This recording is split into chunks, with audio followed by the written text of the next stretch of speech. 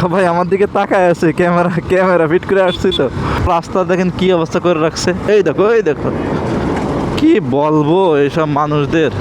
মেঘলা আকাশ, অস্থির ভিউ, সামনে বাসে সিগন্যাল দিচ্ছে, ও প্রাইভেটকে সিগন্যাল দিচ্ছিল, ওভারটেক করতেছিল। এই জন্য আমি আমার গন্তব্যে প্রায় চলে এসেছি। সামনে বরঙ্গাইল, বরঙ্গাইল থেকে আমি বাম সাইডে ঢুকে যাবো টাঙ্গাইলের উদ্দেশ্যে। ভিউটা অস্থির না? মেঘলা আকাশে এই যে এরকম অস্থির একটা ভিউ, সেই লাগতেছে সেই। তবে হালকা একটু বৃষ্টি হলে আরও জমে যেত, একবারে জমে যেত। তো বৃষ্টি হলে একটা সমস্যাও ছিল, আমার ক্যামেরা তো ওয়াটারপ্রুফ কিন্তু ফোন ওয়াটারপ্রুফ না। ফোন কুমা ফোন, এটা ভিজে গেলেই বিপদ। এজন্য বৃষ্টি না হয়েও আলহামদুলিল্লাহ মেঘ হয়েছে, এটাই যথেষ্ট। একটু ওয়েদার একটু ঠান্ডা ঠান্ডা আছে, ভালো লাগতেছে। ওয়াও, মাশাআল্লাহ, কত সুন্দর ফুল ধরছে। বাগান বিলাস ফুল নাকি কি ওইটা, আমি তো চিনি না। কেউ যদি নাম জেনে থাকেন অবশ্যই আমাকে জানাবেন এটা কি ফুল। রাস্তা দেখেন কি অবস্থা করে রাখছে। এত দ্রুত টায়ার ক্ষয় হয় এই কুয়ার জন্য, মানে বলার মতো না। তারপরেও ভালোভাবে চলা গেলে হয়, চলাও যায় না রাস্তার উপর দিয়ে। এত ঝাঁকি খায়, এত ভাইব্রেশন করে। এরা কি সরকার কি টায়ার কোম্পানির সঙ্গে যুক্ত হয়ে এইটা করেছে কিনা আল্লাহই জানে। টায়ার কোম্পানি দেখা যাচ্ছে বললো যে ভাই এমন জিনিস ফিট করেন যেটা টায়ার ক্ষয় হয়ে বেশি, আমাদের বিজনেস হবে ভালো। এই দেখো এই দেখো, কি বলবো এইসব মানুষদের। এইদিকে অটোরিকশা যাওয়ার জায়গা ভাই, এইদিকে অটোরিকশা, সামনে ট্রাক, পিছনে প্রাইভেট, পাশে পরিবহন। আর অ্যাক্সিডেন্ট করলেই সব দোষ বাইকারদের। এই বাংলাদেশে কারোর কোনো দোষ হয় না অ্যাক্সিডেন্ট করলে। যদি বাইকার অন্য কিছু অ্যাক্সিডেন্ট করে তাহলে সর্বদাই বাইকারদের দোষ হবে। কিন্তু এই যে মাত্র একটা ফুটেজ দেখলেন, আমার কোনো দোষ আছে? কিছু বলার নাই। আর সামনে ওই দেখেন বালির ট্রাক যাচ্ছে। এই যে বাংলাদেশ পরিবেশ অধিদপ্তর, ঠিক আছে, এখানে যারা চাকরি করে ইনারা যে কি করে আল্লাহ জানে। এইসব উল্টা পাল্টা। এই যে ট্রাক যাচ্ছে, বালির ট্রাক ঢেকে রাখছে, পিছন দিয়ে খপ খপ করে বালি পড়তেছে, আমার গায়ে লাগছে, ক্যামেরায় লাগছে। ওর থেকে একটু দূরেই থাকি। এই যে আমার সামনে আমার গন্তব্য চলে আসছে, একটু পরেই আমি ওই দিক দিয়ে চলে যাব ইনশাল্লাহ।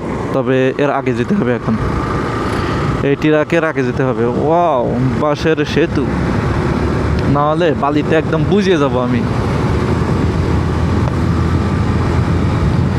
এইদিকে ভুট্টা চাষ মনে হচ্ছে বেশি হয়, তাই না?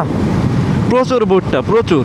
একদম ঢাকা থেকে আমাদের যশোর পর্যন্ত যদি এইরকম রাস্তা হতো তাহলে কোনো টেনশন থাকতো না, চোখ বুঝে চালাই চলে যাওয়া যেত। 70, 80, 90, 100 চাইলেও কোনো সমস্যা নাই আমি মনে করি। সোজা এইদিকে সোজা চলে গেল ঢাকা, বাম সাইডে গেলে বরঙ্গাইল, বরঙ্গাইল থেকে বাম সাইডে আমি যাব একবারে টাঙ্গাইল ইনশাল্লাহ। পিছে সেলফি আসতেছে, ওই যে সেলফি ওখানে দাঁড়াই। আর বাম সাইডেই সিএনজি স্ট্যান্ড। যখন মোটরসাইকেল নিয়ে আসতাম না তখন এই রাস্তা দিয়ে কত যে অপেক্ষা করেছি সিএনজির জন্য, অনেকক্ষণ বসে থাকতে হয়েছে। আর সিএনজি এত পরিমাণ রাফ চালাই ভাই সাপ, এখানে যদি এক খাবলা এমন ধুলা হয় তাহলে যাবো কেমনে? মোটরসাইকেল তো স্লিপ করবে। দেখেন এখন এই রাস্তায় আসছি, সিএনজি চলার ভাব দেখেন কেমন স্পিডে আসে সিএনজিগুলা। সবাই আমার দিকে তাকায় আছে, ক্যামেরা ফিট করে আসছি তো। এই এলাকার মানুষ অনেক ক্যামেরা দেখে নাই। এই যে এত সুন্দর রাস্তা দেখতেছেন না, সামনে গিয়ে আবার ভাঙা। এত সুন্দর দেখে খুশি হয়ে লাভ নাই। এই যে চলে আসছি বাংলাদেশের বিখ্যাত রাস্তায়। এর থেকে আমাদের গ্রামের কাঁচা রাস্তা অনেক বেটার। এর ভিতর দিয়ে সিএনজি এত স্পিডে আসে, সুবহানাল্লাহ। আর আপনাকে সাইড দিবে না, মারাত্মক একটা জিনিস। আপনি খালে যান কি বিলে যান ও দেখার বিষয় তাদের না, তাদের একটাই উদ্দেশ্য, তারা জোরে টানবে, ঠিক আছে। আর তাকে আগে পৌঁছাতে হবে। আজকে বৃহস্পতিবার, বৃষ্টি হওয়ার কথা ছিল, বৃষ্টি হবে কিনা আল্লাহই জানে। বৃষ্টি হলে তো কালকে ব্যাক করা মুশকিল হয়ে যাবে।